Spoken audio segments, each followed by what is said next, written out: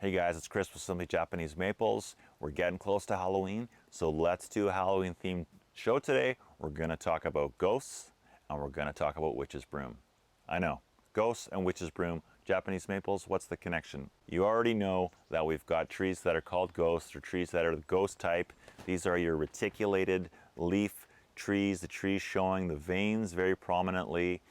Trees that do great in shady or locations that don't have afternoon sun.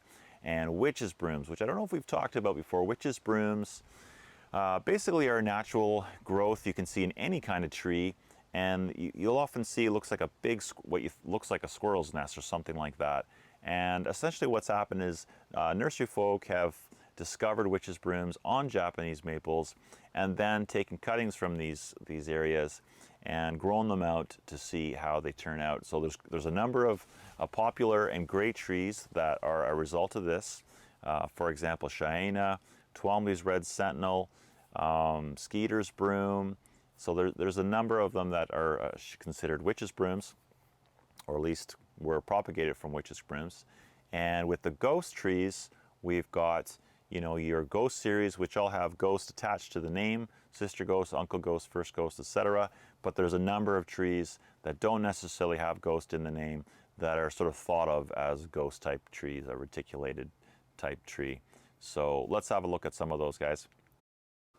So right now, some of these trees are in their absolute glory, fall color.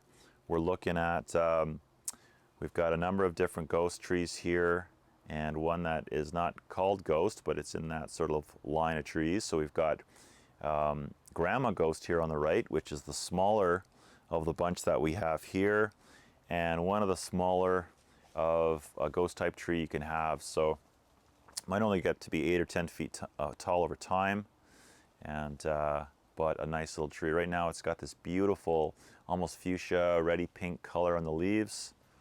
Looks pretty awesome.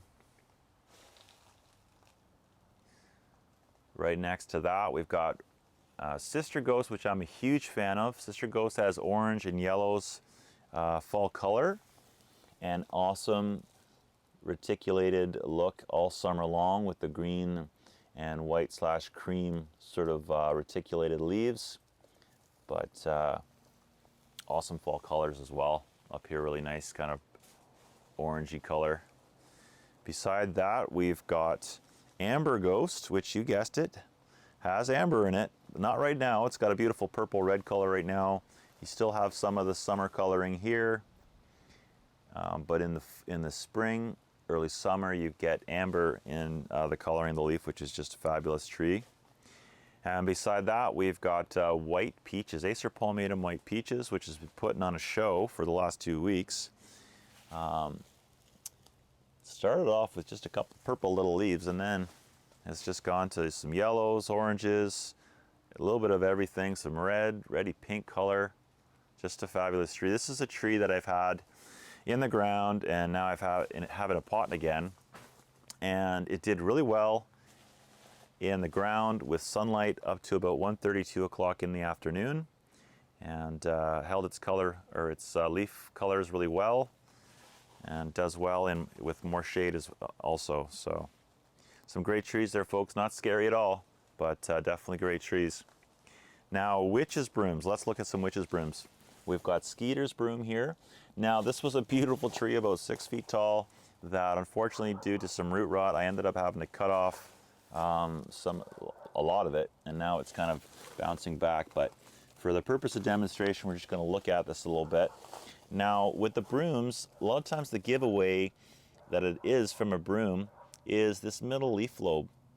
You can see this one's more pointed, and then this middle one has this rounded, kind of lopped off look. So that's a dead giveaway that you're looking at a witch's broom here. So here's another one, same kind of thing. Let's have a look here, find where my finger is. Rounded, pointy, pointy, pointy, pointy.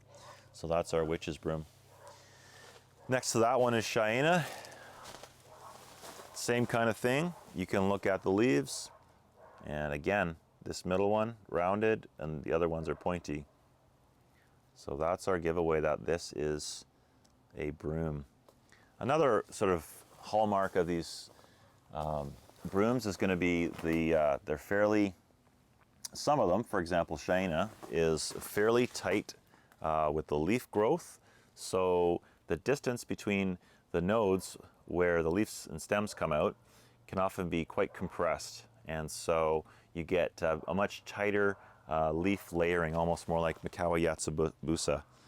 So sort of, you can see it kind of down in here, down. So that's a bit of a hallmark for a broom. So Twombley's Red Sentinel is also an example of that. And you can see the same thing with the leaves. But the funny thing with Twombley's is that the rounded leaf lobe can be anywhere on the leaf, not just the center lobe. So that's kind of a cool little thing. So folks, your broom types are going to be great for narrow spaces. Most of them are going to be narrow and upright, very upright, stiffly upright. You're going to get a number of different dwarfs in that sort of range. Now your ghosts are going to be great trees for places where you don't have a lot of sun or you have no afternoon sun, because in the summertime the leaves on these are going to burn. They just don't like being in that hot day sun. So anyways, everybody, happy Halloween. I hope you enjoyed looking at some of these trees. Like, subscribe. As always, find our trees at Simply Japanese Maples. And until next time.